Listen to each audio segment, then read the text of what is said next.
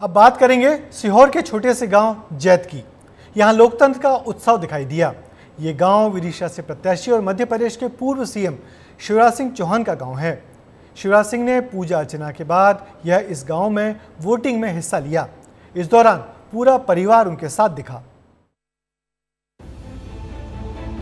घर में पूजन, मंदिर में आराधना, मां नर्मदा के दर्शन, ये मामा की तासीर है जो तस्वीरों में नजर आ रही है। चुनाव कोई सा भी हो, ओहदा कैसा भी हो, शिवराज सिंह चौहान जब लोकतंत्र के महापर्व में हिस्सा लेते हैं तो घर में भगवान की पूजा अर्चना कर ही निकलते हैं। शिवराज सिंह चौहान सीहोर के छोटे से गांव जैत के रहने वाले हैं। घर के बाहर ही कुलदेवी देवता का मंदिर है।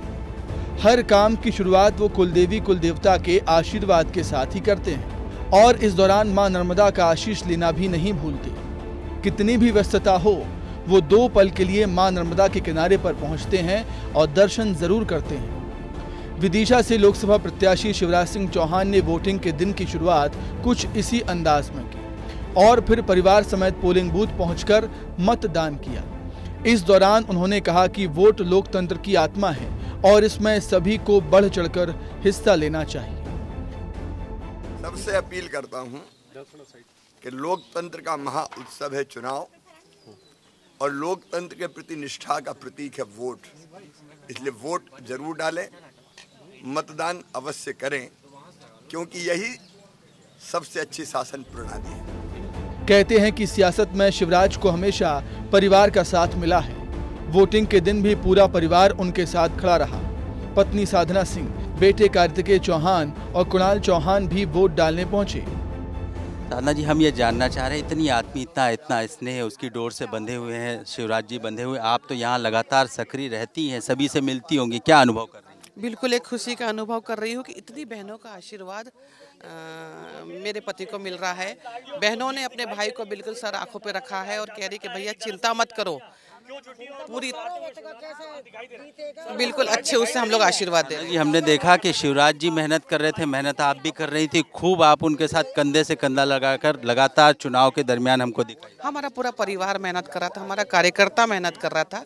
ये चुनाव पूरे कार्यकर्ता की नहीं मतलब लड़ करके मेहनत करी है और इसका परिणाम बहुत अच्छा रहा। लगातार केवल अकेले मैं मेहनत नहीं कर रहा था, मेरा परिवार अकेले नहीं कर रहा था।